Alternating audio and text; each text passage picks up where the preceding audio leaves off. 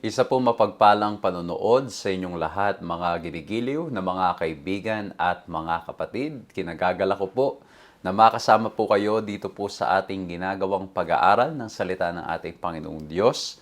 Patuloy po kayong sumusubaybay sa pag-aaral na may temang Uniting Heaven and Earth, and we're looking at Christ in the book of Philippians and Colossians. Noong nakaraan po, pinag-usapan natin ng almost half a quarter kung paanong makikita nating malinaw si Pablo na tunay na nagmamahal sa ating Panginoong Diyos at kung paanong siya ay itinataas ang ating Panginoong Jesucristo sa aklat ng Pilipos. Pinag-usapan po natin nung nakaraan ang napakagandang topic about being a citizen of heaven. At doon po ay diniin po natin ang ating 3 points na be courageous, be cheerful, and be contented. I hope na na-bless po kayo, nakinabang po kayo, at kung na-miss nyo po yung pag-aaral po na yon, pwede nyo pong balikan, pwede nyo pong reviewin. At ang dali lang po niyan, pwede nyo pong puntahan sa aming mga social media account para nang sa ganun ay madali po ninyong ma-review at mabalikan yung mga pag-aaral na inyo pong na-miss o kung gusto nyo lang ulit na mapakinggang muli. At ngayon, magpapatuloy po tayo at ngayon, by God's grace, nasa libro na po tayo ng Colossians o sulat ni Pablo sa mga taga-Colose. At nawa po kung paanong na-bless kayo sa aklat ng Pilipos at nakita natin how Christ-centered ang aklat ng Pilipos. Makita rin natin kung paanong itataas ni Pablo ang ating Panginoong Diyos, ang ating Panginoong Jesucristo sa aklat ng Colossae. Samahan niyo po ako ng pag-uusapan natin ay the preeminence of Christ. Samahan niyo po ako sa ating pag-aaral na ito.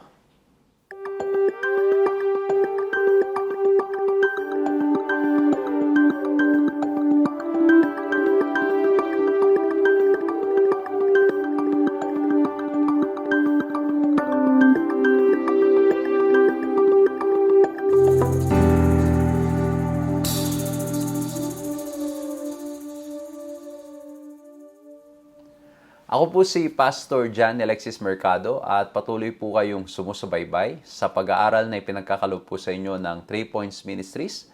At napapanood din po ang mga pag-aaral natin ito sa Hope Channel. Sa lahat po na nakikinig, mula po sa social media, sa radyo, at maging sa telebisyon, binabati ko po kayong lahat at nawa po ay patuloy na kayo po ay gabayan, samahan, pagpalain, at patuloy ng pag-ibig ng ating Panginoong Diyos ang maranasan natin sa lahat ng oras at sa lahat ng panahon. I hope na nasa maayos pong kalagayan ang lahat. Ngayon po ay medyo, I think parang uso ang mga flu at mga sakit. So mag-ingat po tayo. Ako po mismo, mapapansin ninyo, parang medyo kakaiba yung aking boses ngayon. And I've been affected for the last few days. At ako po ay medyo hirap magsalita. Pero by God's grace, tuloy-tuloy pa rin po nating pag-aaralan to. And it's only by the grace of God na nagagawa po natin ang mga ganitong pag-aaral. Talagang amazing how He provides the strength so we can fulfill His mission, the ministry that He has entrusted to us. So please, isama nyo rin po ako sa inyong mga prayers at tuloy-tuloy rin po ang ating mga paglilingkod. May mga lugar po tayong mga pupuntahan in the coming days, in the coming weeks, and we praise the Lord for the opportunity to serve marami pong mga kapatid, mga tao, at lalong higit, maitanyag at maihayag ang pangalan ng ating Panginoong Hesukristo. Kung ito po ang unang pagkakataon na kasama namin kayo, praise the Lord.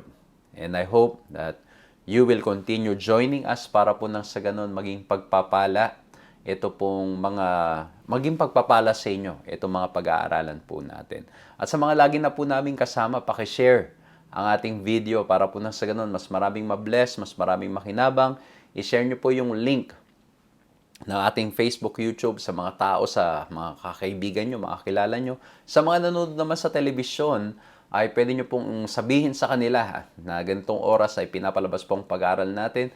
At sa mga sumusubaybay naman po o nakikinig sa radyo, purihin ng ating Panginoong Diyos, i-note nyo po, isulat ninyo para nang sa ganon, yung lahat ng mga matututunan po ninyo ay maging pagpapala. Pakishare lang po natin at hindi natin alam how many will be blessed just by simply sharing yung mga pag-aaral na ating ginagawa. So ngayon po, hingin po natin ang kapangyarihang galing sa ating Panginoong Diyos sa pamamagitan po ng isang panalangin. Let's bow our heads and let's pray. Ama po naming Diyos, dakila't makapangyarihan sa lahat. Maraming salamat po. At kami po ngayon ay mag-aaral ng inyong mga salita. Nawa pong lahat ng mga bagay na aming mapapakinggan, lahat po ng bagay na aming pong matututunan ay makatulong upang mas lalo po kaming mapalapit sa inyo. Alam po namin, mahal na Diyos, na sa aming mga sarili kami mga mahihina. Sa aming mga sarili kami walang magagawa. Ngunit salamat po na sa pamagitan po ng Banal na Espiritu, tutulungan niyo po kami, palalakasin niyo po kami, at nawa po ay patuloy na maisabuhay namin ang lahat ng mga bagay na ito. Pangunahan niyo po kami ngayon. Maraming salamat po sa kasiguraduhan na kasama namin kayo sa pag-aaral namin ito sa pangalan ng aming Panginoong Hesus. Amen. Amen. So muli po, isang mapagpalang pagsubaybay, panunood sa inyong lahat, mga ginigiliw na mga kaibigan at mga kapatid. Isang magandang umaga, tanghali, hapon, or gabi, anong oras man na kayo po ay nakakasama namin sa pag-aaral na ito. We are truly blessed and grateful na tuloy-tuloy po nating nagagawang pag-aaral na to. Ang topic po natin, Uniting Heaven and Earth, Christ in the Book of Philippians and Colossians. Sa tulad po ng binanggit ko kanina, we are already in the book of Colossians. Ang topic po natin ngayon is the preeminence of Christ. Okay? Pag pinag-usapan po natin yung word na preeminent, ibig sabihin nito, surpassing all others or very distinguished, very unique in some way. So, ibig sabihin, from the title itself, we are saying that Christ surpasses all others. At ang ganda nito kasi, kung titingnan pa natin yung aklat ng Hebrews, ilang chapters doon ang dinedicate ng author into saying Christ is better than Moses, than the sanctuary, than the sacrifices. Christ is better Sa ibang translation pa nga, Jesus Christ is greater. So it talks about the preeminence of Christ. So in here, titingnan po natin sa umpisa. Hindi umpisa kasi babalikan nyo yung, I think, second lesson natin. We introduced the book of Colossians. At ngayon, nandito tayo dun sa sunod na part ng pag-aaralan po natin. And we will look at how Paul will introduce Christ to the Colossae as someone who is preeminent. Siya'y mataas, siya'y kakaiba, siya ay nagsosurpass, siya'y greater, siya'y better than anybody or than anything else in this world. Ang key text natin, Colossians 1:15 to 17. He is the image of the invisible God, the firstborn of over all creation, for by him all things were created that are in heaven and that are on earth, visible and invisible, whether thrones or dominions or principalities or powers. All things were created through him and for him, and he is before all things, and in him all things consist. So yan po yung key text natin. At as usual, gagawin po natin sa pag-aaral natin ito, I will summarize it into 3 points. Nawa po maging madaling paraan para maalala, para ma-share, para po nang sa ganon ay madali po nating mabahagi sa mga kaibigan at sa mga kapatid natin at maging mismo tayo tuwing pag-uusapan itong text na ito, just by remembering the 3 points, lay down natin yung mga lessons na natutunan natin, maalala natin ito para makatulong po sa ating araw-araw na mga buhay. Ano po? So again, kung meron po kayong iba na mapupulot pa na points mula po dito sa aking isi-share, I praise the Lord and please share it also with us. I-share nyo po sa comment box para nang sa ganun yung iba rin makinabang at mabless. Para nang sa ganun yung iba rin ay matuto po sila sa mga reflections po na inyo pong ibabahagi. So again, please, let's go back to the Word of God because it's the Word of God that will lead us and guide us sa ating pong mga buhay. At ang first letter R na gusto ko pong idiin sa inyo ay yung word na redemption. As we look at the preeminence of Christ in the book of Colossians, how Paul is presenting Christ, we need to look at the word redemption. Kasi bakit? Kung babalikan natin yung introduction natin, and I invite you, go back to the second lesson nitong pinag-uusapan natin. Kasi bakit doon in-introduce natin? Doon sa second lesson, binag-aralan natin yung mga ilang early verses in the book of Colossians. Idiniin natin doon din kung paanong si Paul, he expressed his love for the people at Colossae. At doon din po pinag-usapan natin yung setting, no? Balikan lang natin yung setting na si Paul didn't have the opportunity to visit Colossians o Colossae, but because of those who have been converted, doon po sa pangangaral ni Pablo sa mga major cities, sa mga pangangaral niya sa iba't ibang mga lugar, ang nangyari po ay nakarating ang mensahe dito sa mga taga Colossae. At pagkatapos sinulatan sila ni Pablo, at sa pagsusulat ni Pablo, may mga ina-address siya ng mga issues, may mga ina-address siya ng mga concerns. At doon po mga kapatid, binanggit niya po sa verse 13 to 14 ng chapter 1 ng Colossians sa mga salitang ito. He has delivered us from the domain of darkness and transferred us to the kingdom of His beloved Son, in whom we have redemption, the forgiveness of sins. So ang sabi po dito, pinapakita that we were once, o yung mga taga-Colossae, they were once in the domain of darkness. Sila ay nasa mundo ng kadaliman, ng mundo ng kasamaan.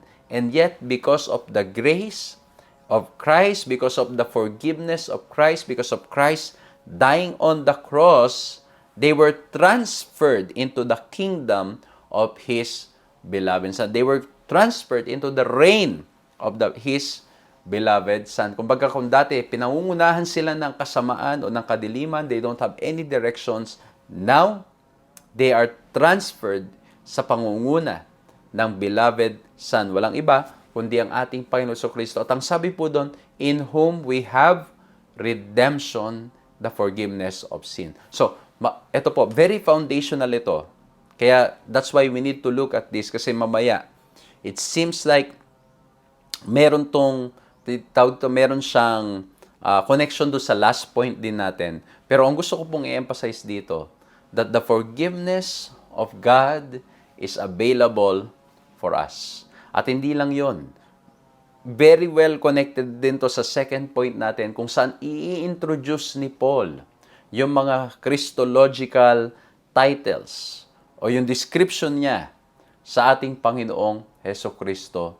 And yung cross of Christ shows us of God's great love for each one of us. So as we look at the preeminence of Christ, that He surpasses all others, that He is very distinguished in some way. But we can see kung paanong dito, ang galing po nung twist dito eh. Kumbaga normally pag sinabi nating surpassing all others, parang ang dating sa atin, ano na yan. Kumbaga, kung dati ay ganito lang, nag-surpass ka, nilagpasan mo, mas mataas na yung antas mo, di ba parang ganun? Pero dito makikita po natin ang ating Panginoon Kristo, that very true yung kanyang sinabi that those who are wanting to be the first, di ba? Yung wanting to say, get high function and all, they should be the most willing to serve. Kumbaga, maging servant.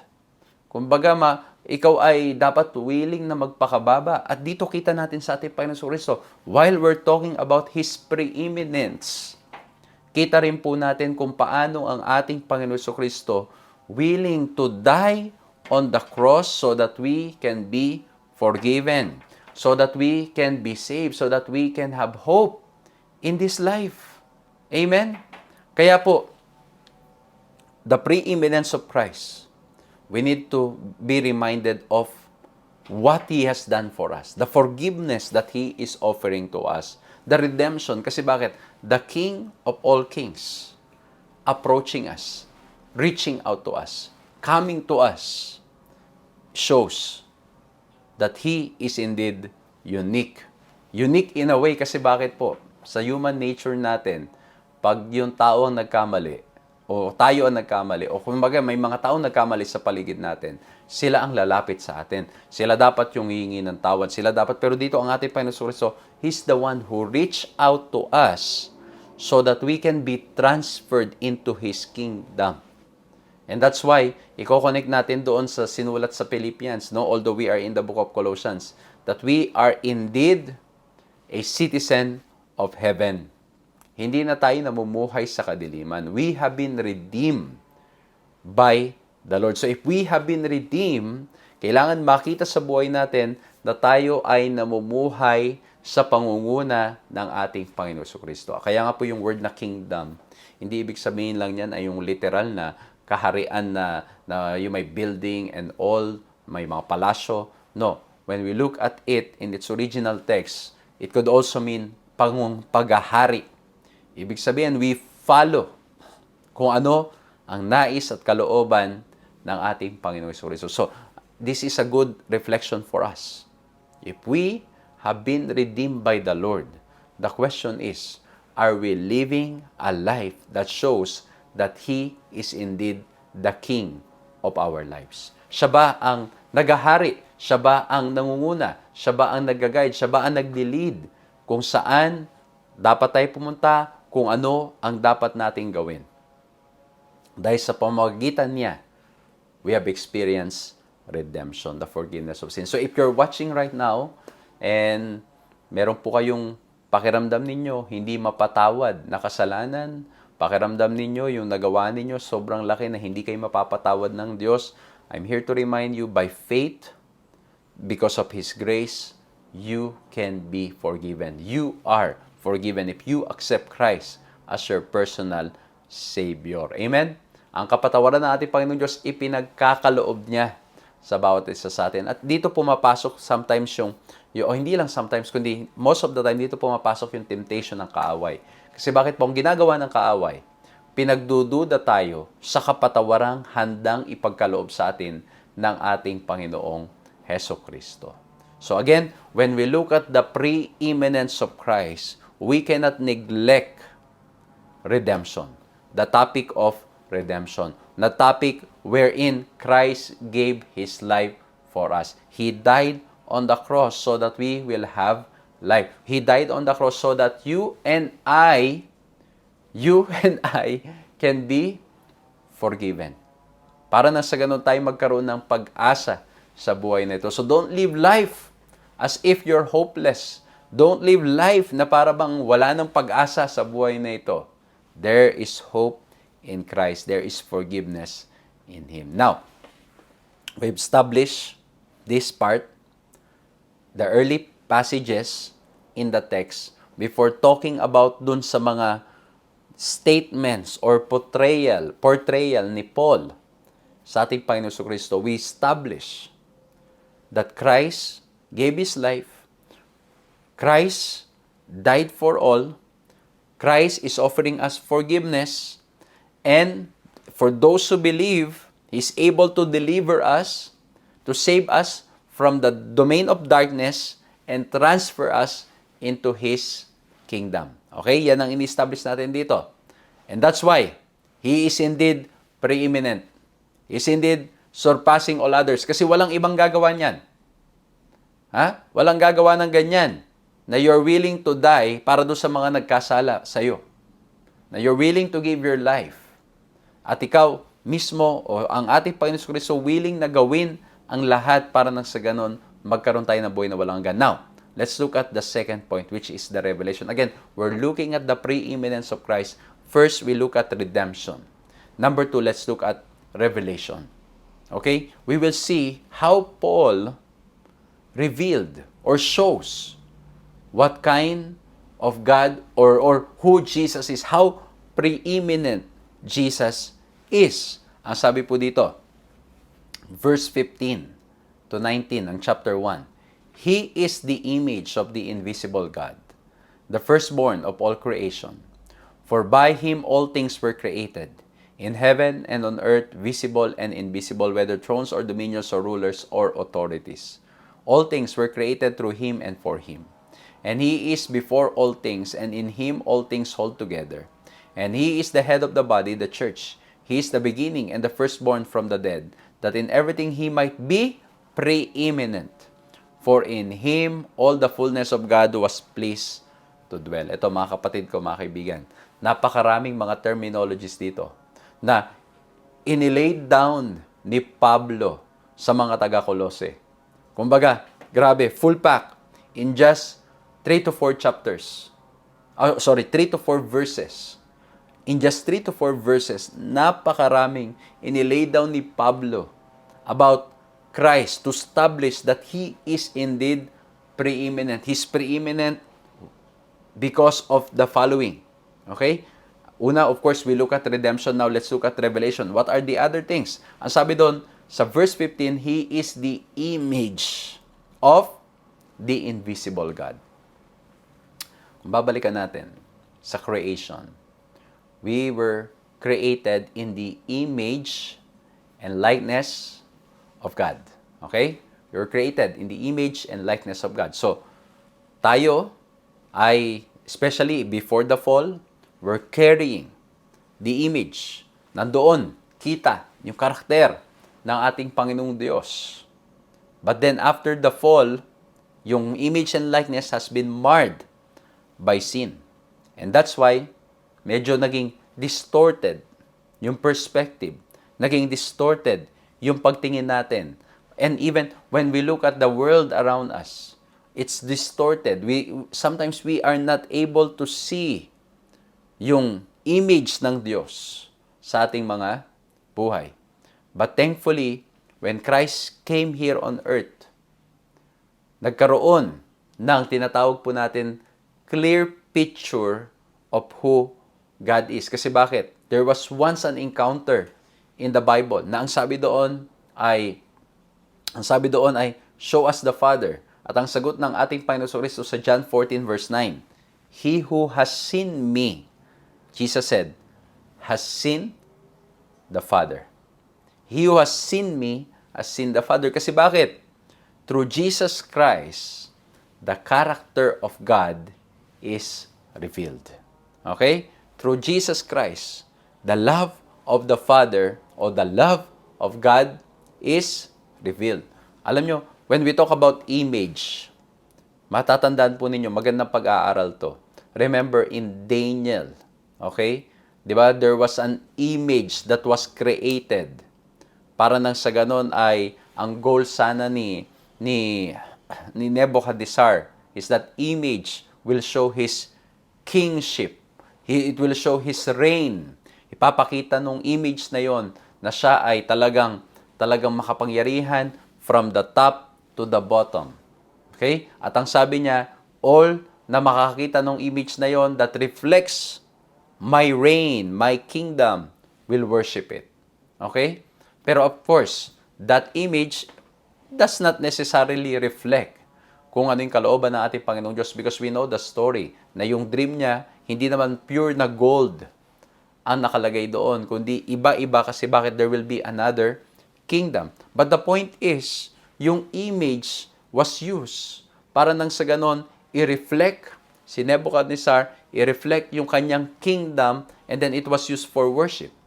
Dito makikita po natin that Jesus Christ, He is the image of the invisible God. Kasi bakit? Through Him, nakita po natin yung tunay na karakter nating Panginoong Diyos. Okay? Yung ginawang image sa Bible ni Nebuchadnezzar does not necessarily reflect who He is. Kasi bakit po? Doon, yung stone na image is just, it's just there, standing, representing na siya ay makapangyarihan. Pero dito po, Jesus Christ, nagkatawang tao, alive, and then, through Him, we are able to see who God is. Kaya ang tingnan nyo, ang ganda ng pagkakasabi sa Hebrews 1:3. He is the radiance of the glory of God. Pakinggan ninyo. And the exact imprint of His nature. Kumbaga, pag tinignan natin ang ating Panginoon Kristo, we can clearly see the character of God. Kita natin ang ating Panginoong Diyos. Kaya sabi niya, di ba, He who has seen me has seen the Father. Kasi bakit po? Pinakita niya yung karakter. Pinakita niya yung pagmamahal. Pinakita niya where God stands. Alam ng, kumbaga, yung Diyos natin na hindi natin, of course, maintindihan. Especially that we have been affected by sin. Medyo distorted yung pananaw natin. But now, Jesus Christ being sent here on earth, nagkaroon lalo ng mga disipulo, ng picture who Jesus is. And that's why, when we read the gospel, it shows us the love of God. It shows us who God is. That's why He is the image of the invisible God. Hindi man natin makita ang Diyos, Ama. Hindi natin makita ang Diyos. But through Jesus Christ, we are able to know and see His character. Kumbaga sa Old Testament, kita naman pagmamahal ng Diyos. Pero pagdating lang sa New Testament, because Christ came here on earth, mas lalo pang naging malinaw. Lalo pa naging klaro. Kaya nga po when you study the Old Testament and it's pointing to Christ, kita mo talaga na truly from Old Testament to New Testament, God is a loving God. Kasi bakit? Through Christ, yung revelation of His love has been made clearer. Mas naging malinaw. So yan He's the image of the invisible God. Tapos yung sunod doon, ang sabi pa doon, He is the firstborn over all creation. Alam nyo, itong text na to, ginagamit para sabihin na sa lahat ng nilikha, ang ating Panginoon Kristo ang unang-una. Kasi nga naman, yung term, firstborn over all creation. Kumbaga, dito, binibreak yung mindset na yung God the Son is not really eternal, o si Jesus Christ, o of course, God the Son, God the well, again, this is a good study, no? God the Father, God the Son, God the Holy Spirit. Kumbaga, ang pananaw, because Jesus is created, honestly, ito po, medyo minsan nagkakalituhan pa dun sa teaching ng Godhead. Okay? Yung God the Father, God the Son, and God the Holy Spirit. Kaya itong text na to ginagamit kasi nga po, ang sabi doon, si Jesus Christ ay create lang. Create lang siya. Siya yung unang-una. Kaya lang, ang point, kung titake natin yun literally, we know that the first man created is Adam. So, paano yan? Firstborn over all creation. So, ang dating ngayon, nagkatawang tao siya, pero in reality, hindi, nandun siya sa status na lower than the Father. God the Father. Kasi bakit? Created lang siya eh. Pero, biblically, especially in the teaching of the Seventh-day Adventists, we believe that the Father, God the Son, and God the Holy Spirit, they coexist. They are eternal. Okay? At sila po ay talagang united in essence, in everything. Okay? So, ano ibig sabihin nitong firstborn over all creation? Maganda pag-usapan yan. Kasi bakit? The biblical concept of the firstborn emphasizes the special relationship a son bears to his father, regardless of birth order. There are instances of younger sons being more prominent. Sino yon? Si Isaac, si Jacob, si Joseph. Ayan po yung ilan lang sa mga ilan. Ilan lang sa mga pangalan, should I say. Ano? Pero sila ay prominent. Kasi bakit? Mga bunso. Pero sila ay prominent. Kaya, ito po mga kapatid, itong term na to, does not mean yung pag sinabing firstborn as in chronological order. Kasi bakit? Bigyan natin ng pansin to si David. Pang-ilang anak siya? He's the 8th son. Pero pagdating sa Psalms 89:27 ang sabi, I will make him my firstborn, the highest of the kings of the earth. I will make him my firstborn. So ibig sabihin, although he's the 8th son, the Lord said, I will make him my firstborn. So, ibig sabihin nito, yung term na firstborn, the term connotes first in terms of preeminence.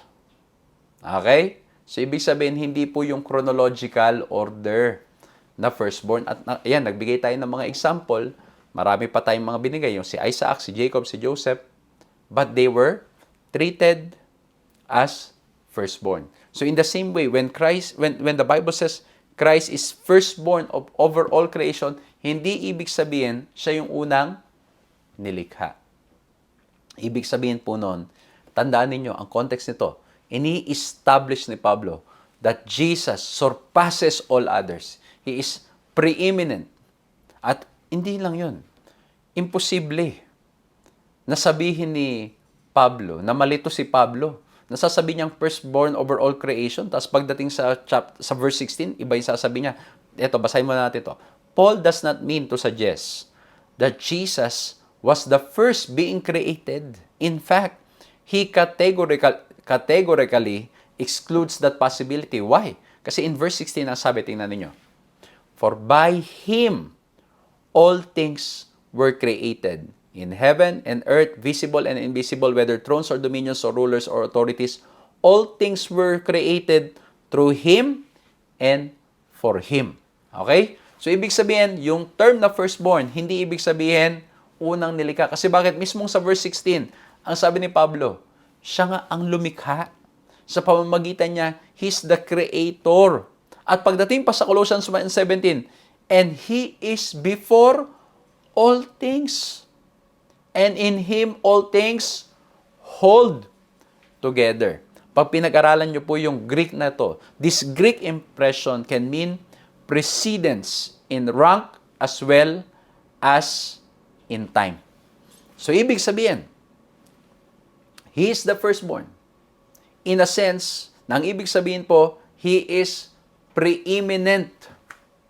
Okay? Kasi bakit? Verse 16 and verse 17, ang sabi, He is the Creator. Kaya dito po, Jesus is the unifying factor of the universe, not only because of His role as Creator, but also because He is the Redeemer. So in Christ is the image of the invisible God, and in Christ He is the firstborn over all creation. Tandaan nyo mga kapatid, pag pinag-usapan itong topic na ito, si Jesus was also considered second Adam.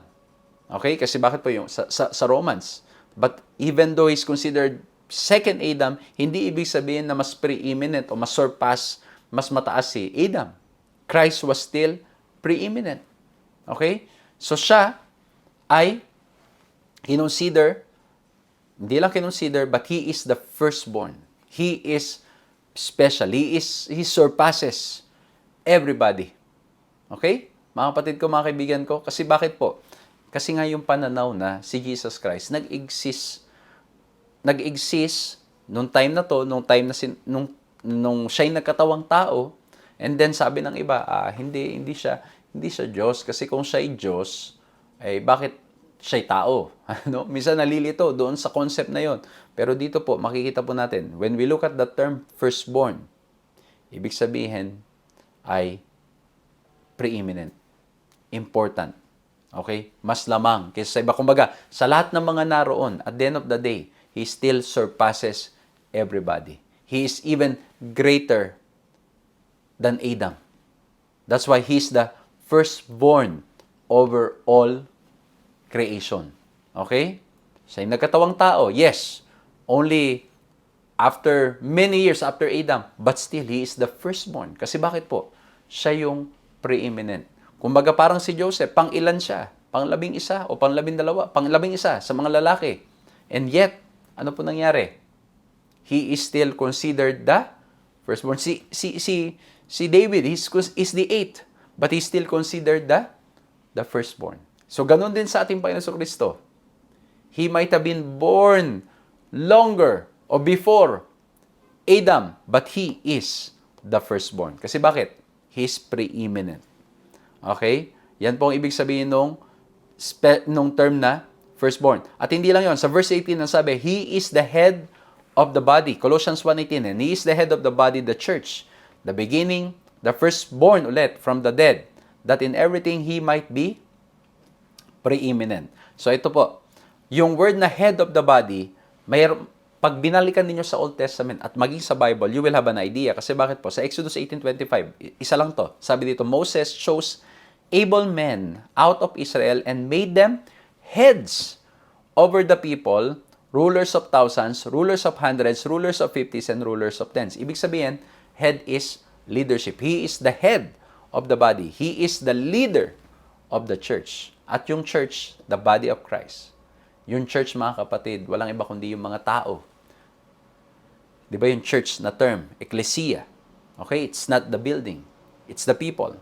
And if He is the head of the church, it means He is our leader. Christ, as the head of the church, provides leadership, guidance, and nourishment for the church unity and growth. So, ang gandang tanong nito, is He the head?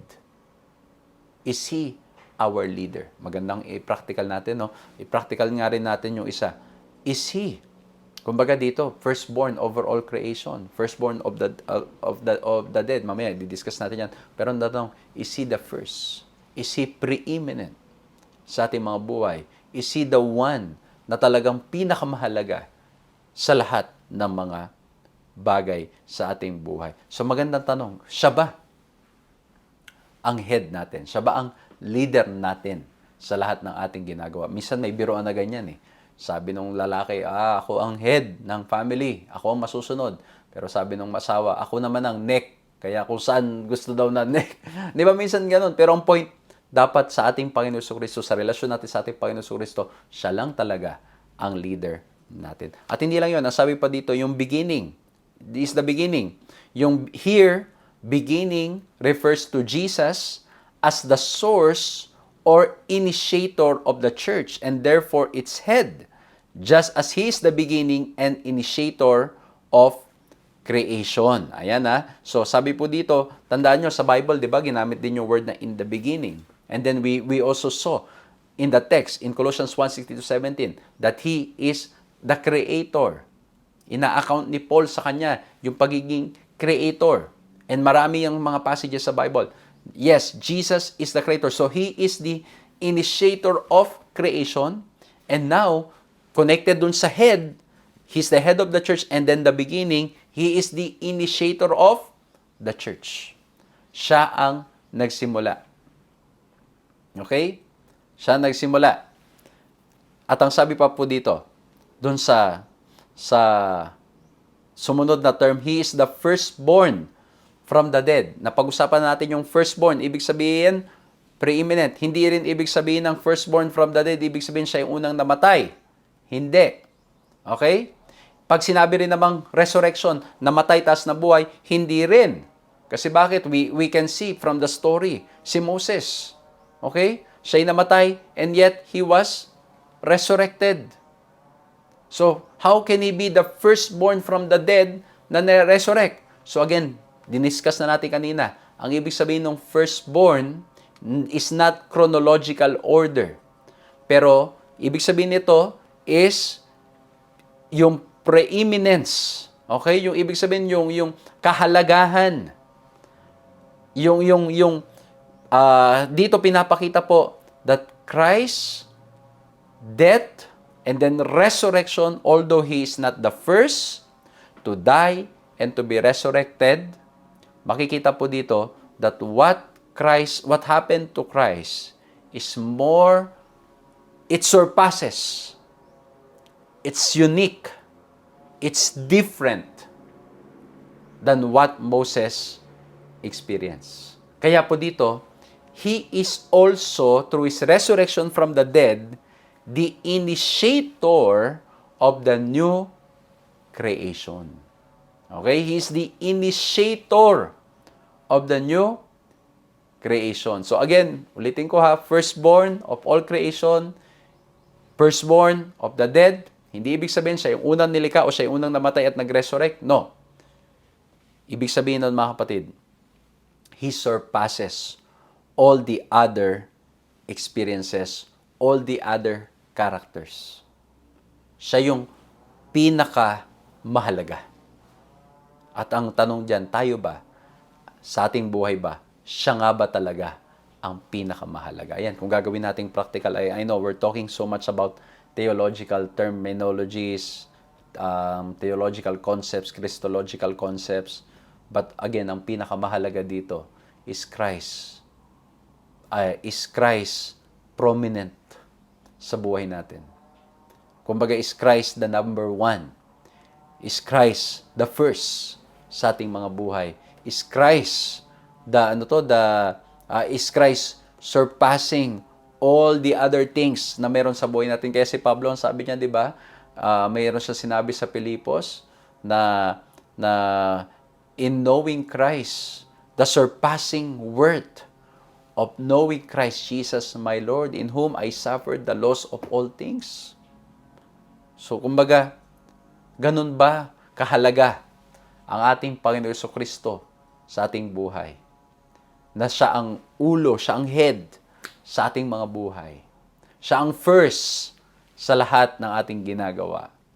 Can we see the character of God as we look at Christ? Are we always looking at our Lord and Savior, Jesus Christ, who is the image of the invisible God? That's why, very clearly, in the writings of Ellen White, she always mentions, or she mentions, should I say, that it will benefit us a lot if we will spend an hour a day looking at the cross, looking at what Christ did for us. Kasi bakit? When we look at what Christ did for us, we realize, we see, and we will know the God who loves us so much. Amen? Napakaganda, mga kapatid ko, mga kaibigan. I hope na naging malinaw itong simpleng pag-aaral natin dito sa part na to, dito sa Revelation. Again, we look at yung term o yung mga ginamit ni Paul na mga description or statements or portrayal about kay Jesus, yung revelation. of who Christ is. He's the image of the invisible God. He's the firstborn over all creation. Okay? Ulitin ko hindi ibig sabihin siya yung unang nilikha ng Diyos. Kasi nga po, very clearly in Colossians 1:16 to 17, He is also the Creator. He's the Creator. In Him all things were created. So ang ibig sabihin lang po nito, yes, nagkatawang tao ng ating Panginoon Kristo, but even though He was far from, far as in, yung generation is so long from Adam, but still, Christ is preeminent. Christ is more important. Parang si David na 8 son at si Joseph na pang-ilan, pero they were considered the firstborn. They are He is far more. He surpasses, He's greater than everything na meron. Kaya po ito, in summary, in everything, He might be preeminent. Number 1, He's the perfect manifestation of the invisible God. Number 2, He's the agent by whom all things were created. Number 3, He existed before all things, and all things are brought together in Him. Number 4, He's the head of the church, which is His body. Number 5, He's the initiator of creation and the recreation, yung firstborn of the dead. Kasi nga po, again, Moses yung unang nabuhay, na-resurrect, pero si Christ is more preeminent. He surpasses Moses in all aspect. Number 6, He has conquered sin and death and thus earned the right to resurrect all who put their trust in Him as Savior.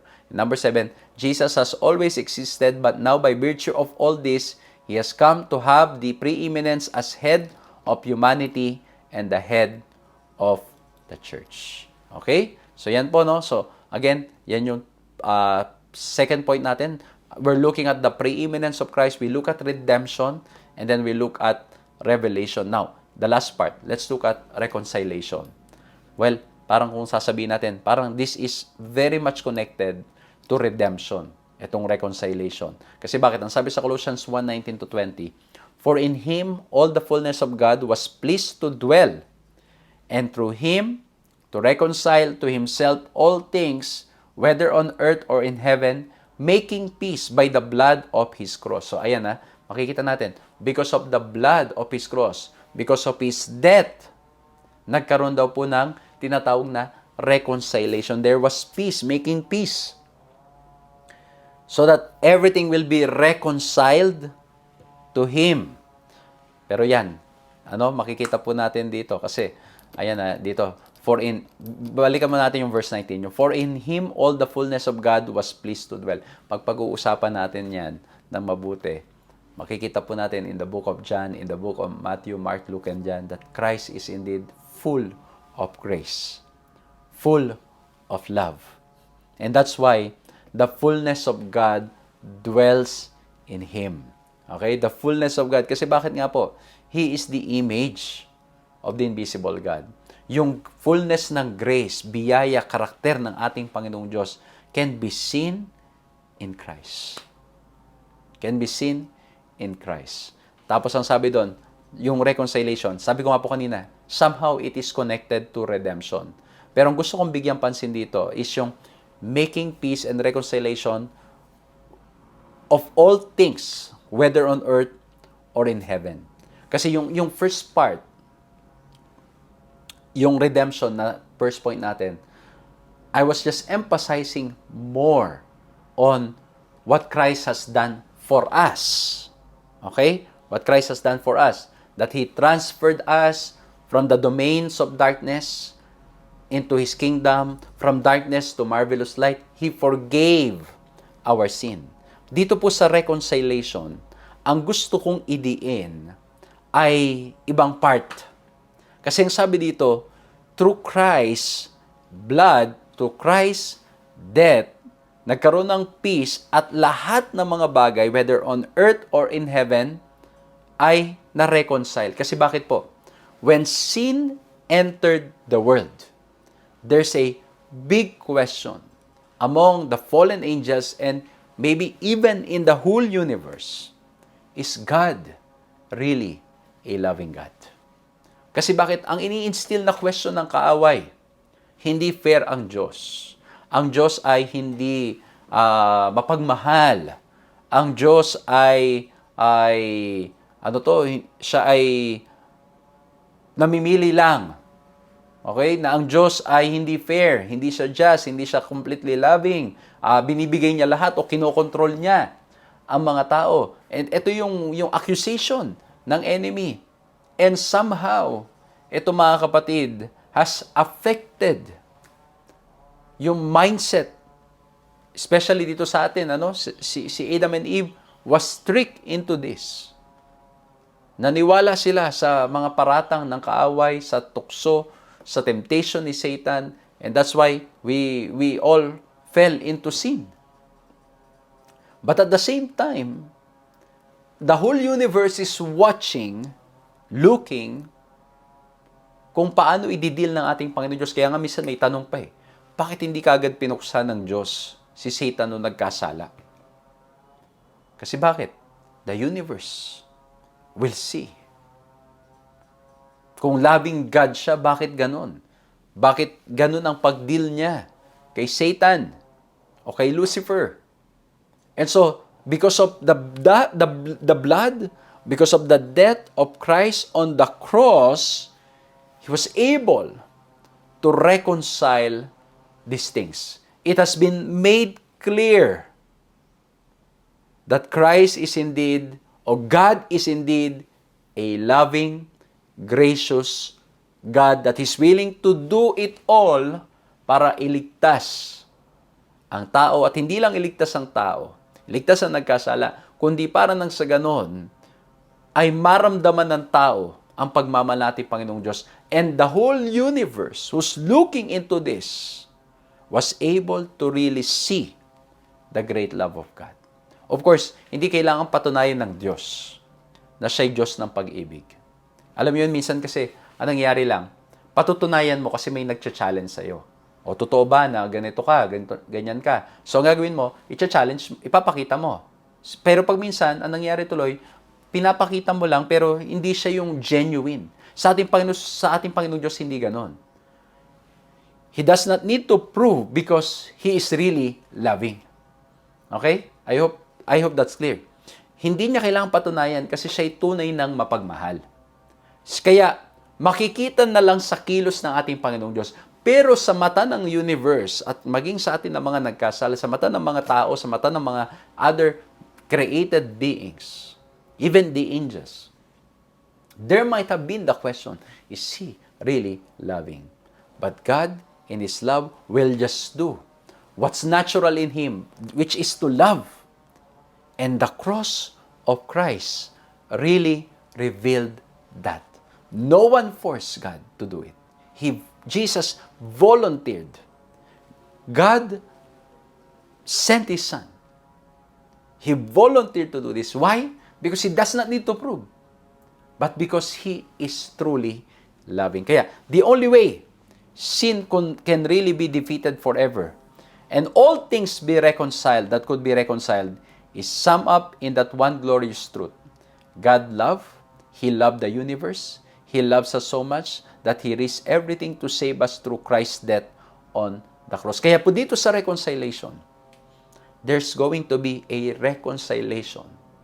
There's going to be peace. Kasi bakit? The character of God will be clearly revealed.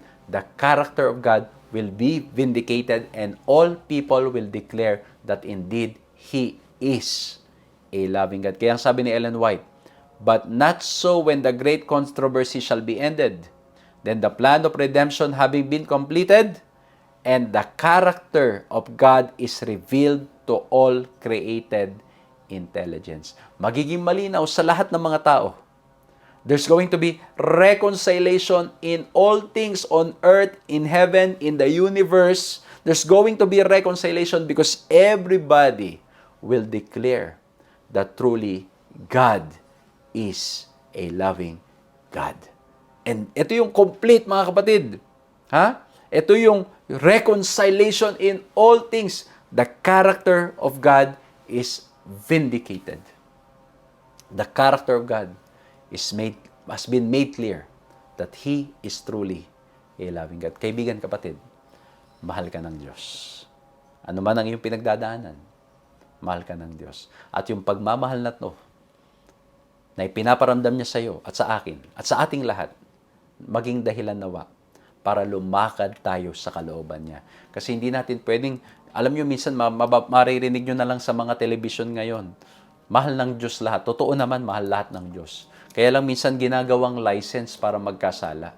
Sasabihin ng iba, mahal naman ako ng Diyos, kaya okay lang na mali yung ginagawa ko, okay lang na hindi ako susunod sa Kanya, okay lang, ginagawang license. Kaibigan, kapatid, kung tunay na naranasan mo at tunay na na-encounter mo ang Diyos at ang pagmamahal niya, gugustuhin nating laging lumakad sa kalooban niya. Kasi yun ang paraan para manatili tayo sa pag-ibig niya. Ayaw na nating mamuhay sa kasalanan. Ayaw na nating mamuhay sa maling gawain. Kung ano ang kanyang sinasabi, ay susundin natin. At ito, mga kapatid, mas lalo magiging klaro. That He is indeed a God of love, a God of mercy, a God of truth, and a God of justice, all at the same time. And this is what perfect love is. Love that does not tolerate sin. Love that loves sinners as they are. And yet, love that changes people to walk in accordance to what He wants. Nawa pong patuloy nating maranasan ang pag-ibig na ating Panginoong Diyos. And again, ang topic natin, as we look at the preeminence of Christ, that He indeed surpasses all others. He's very distinguished. He's unique. He's greater. We look at redemption. We look at revelation. And we look at reconciliation. Let's bow our heads and let's pray. Maraming salamat po, mahal na Diyos, sa aming mga napag-aralan. Tulungan kami na laging manampalataya at manghawak sa inyo. Tulungan niyo po kami, Panginoon, nawa po maging laging number one ang aming Panginoon Jesucristo sa aming mga buhay. Mabago po kami. Lumakad kami ng ayon sa inyong kalooban. Tulungan niyo po kami, Panginoon, na laging makita at madama na tunay nga kayo ay nagmamahal sa amin na lubusan. Patawarin kami sa aming mga nagawang pagkakasala at pagkakamali. Patnubayan po kami sa lahat ng aming mga gawain. At tulungan kami na sa araw-araw na aming buhay, mapalapit kami sa inyo. At tulad po ni Pablo, masabi natin, Lord, na tunay nga na we are willing to lose it all because of the surpassing worth of knowing you as our Lord and Savior. Nawa po, Panginoon, patuloy kaming lumagong patuloy sa aming relasyon sa inyo. Maraming salamat po sa pangalan ni Jesus. Amen. Maraming salamat po sa inyong ginawang pagsama sa ating programang ito. Nawa po'y na-bless kayo at nawa po'y patuloy na maranasan natin ang pag-ibig at biyaya ng ating Panginoong Diyos sa ating mga buhay. Pakishare po ng patuloy ang program natin para mas marami pong makinabang at mabless. At patuloy pong pakisama sa prayers ang ating mga ministry online and face-to-face. And by God's grace, we will continue doing this all for His glory. Muli po magkita-kita po tayo next time. God bless you.